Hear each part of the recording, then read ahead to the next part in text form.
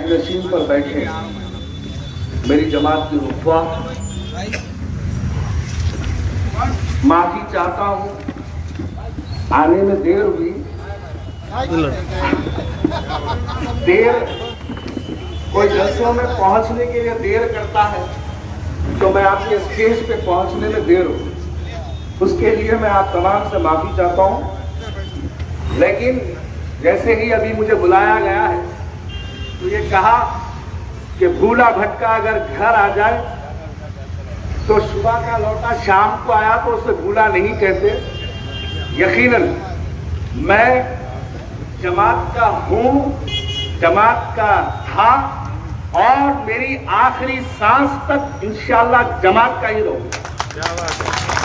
अब अगर हम बात करें, अगर हम आज बात करते हैं तो आज बल्दिया ही इंतखाबात का ऐलान हुआ है और आपके हलके से, ये हलका तो दरअसल 3 हलकों को कनेक्ट करता है। तो एक मेरे मुजफ्फर भाई को जो एक हलका लगता है संतोष नगर, दूसरा रेन बाजार, तीसरा कुरमामुड़ा। मैं रेन बाजार और संतोष नगर की तो बात नहीं करूंगा, लेकिन आज यहां पर यकीनन कुरमामुड़े के बारे में कुछ बातें आप लोगों के सामने रखना बेहद मेरी जिम्मेदारी समझता हूं और उसको मैं जरूरी समझता हूं। दरअसल 2009 में कुरमामुड़े से, ये कुरमामुड़ा हल्के याकूतपुरे में आता है और हल्के याकूतपुरा पूरे हैदराबाद, पूरे तेलंगाना और के पूरे हिंदुस्तान में अपनी एक मुनफरिद पहचान रखता है। लेकिन 2009 के बल्दिया के इंतखाबात ने याकूतपुरा हल्के के ऊपर एक ऐसा बदनुमा दाग लगाया था कि 2009 में आपके ये कुरमामुड़े से भारतीय जनता पार्टी का एक कॉर्पोरेटर जीता था। और बड़ी हैरत की बात है, पूरे पुराने शहर में कहीं बीजेपी नहीं जीतती है। अगर जीतती है तो सिर्फ और सिर्फ कुरमामुड़े से जीतती है। और इसके जीतने का मकसद और ये कैसे जीते हैं हमको ये समझना जरूरी है। 2015 में एक ऐसी सियासी जमात जिसके सिर्फ 3 कॉर्पोरेटर, मेरी मुराद भारतीय जनता पार्टी से है।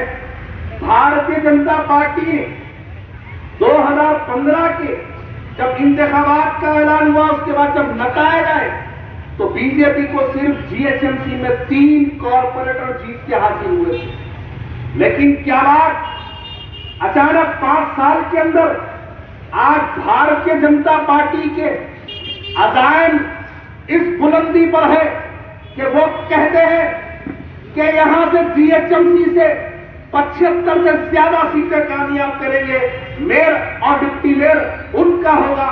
तो ये बात अब आपको मैं कहना चाहता हूं, ये लोग के मज़ाहिम, यकीनन मैं आज खुल के कुछ कहना चाहता हूं। मेरे यहां पर जमात के सीनियर हजरात बैठे हैं, मैं उनकी इजाजत लेके कहना चाहता हूं।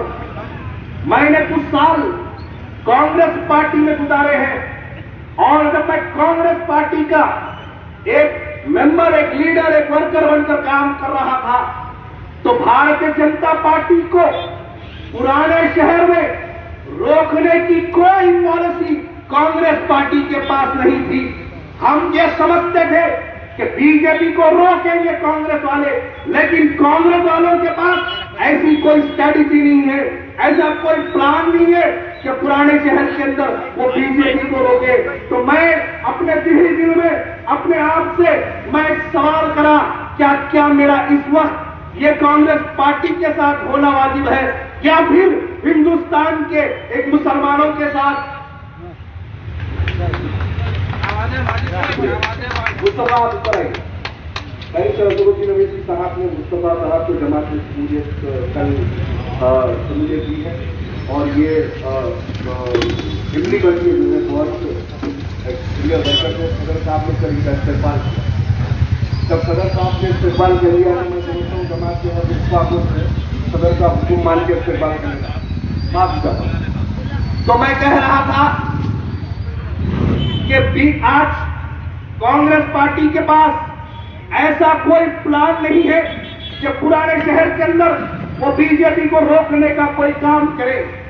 अगर वो काम नहीं करते हैं तो बाहैसियत की मुसलमान, बाहैसियत की हैदराबादी, ये मेरा फर्ज बनता है कि मैं उनके साथ ठहर जाऊं जो बीजेपी के साथ सख्ती से मुकाबला कर सकते हैं। और इस वक्त हिंदुस्तान के अंदर सिर्फ एक ही जमात है जो मुसलमानों की आवाज उत्तर प्रदेश में बुलंद करते हैं, मुसलमानों की आवाज बिहार में बुलंद करते हैं, मुसलमानों की आवाज महाराष्ट्र में बुलंद करते हैं। तो मैं ये जिम्मेदारी महसूस करता हूं कि उस आवाज के साथ मैं भी ठहर जाऊं। इसलिए आज आपके सामने हूं हजरात। आने में देर हुई, लेकिन इनके मंसूबे सिर्फ ये है कि ये कभी बीजेपी को रोकना नहीं चाहते।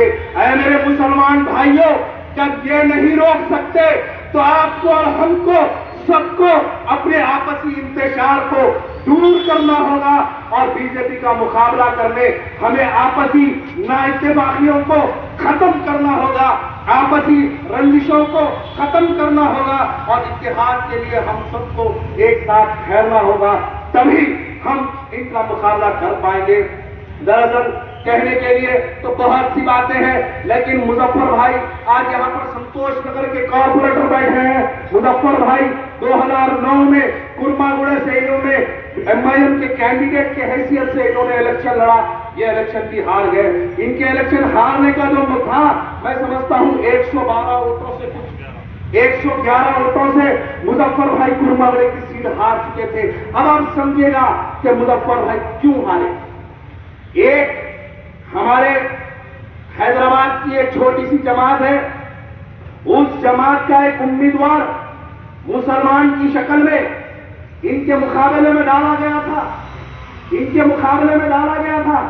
वो उम्मीदवार ठहरता है, 150 वोट लेता है, वो 150 वोट लेता है और मुजफ्फर भाई 111 वोटों से हार गए। जीतता कौन है? भारतीय जनता पार्टी जीतती है। भारतीय जनता पार्टी जीतती है। तो अब हमको इनके मंसूबों को समझना होगा। इनके मंसूबे यही है, हमको आपस में लड़ाते रहेंगे और बीजेपी को कामयाब कराने का काम करते रहेंगे।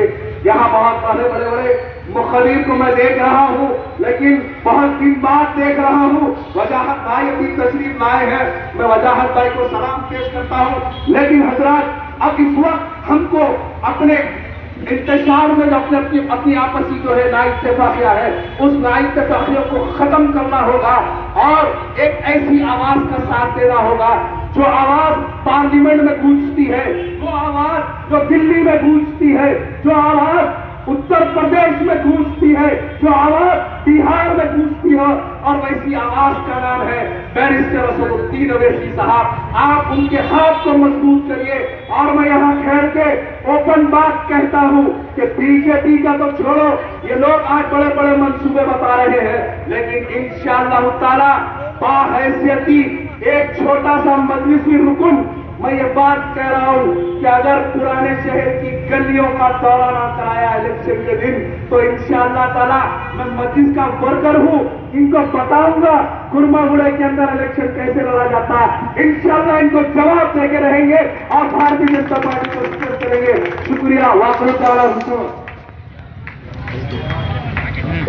अपने मुकद्दर की मीम न्यूज़ वेब की ताज़ा तरीन खबरों के लिए लाइक करें, सब्सक्राइब करें हमारा यूट्यूब चैनल।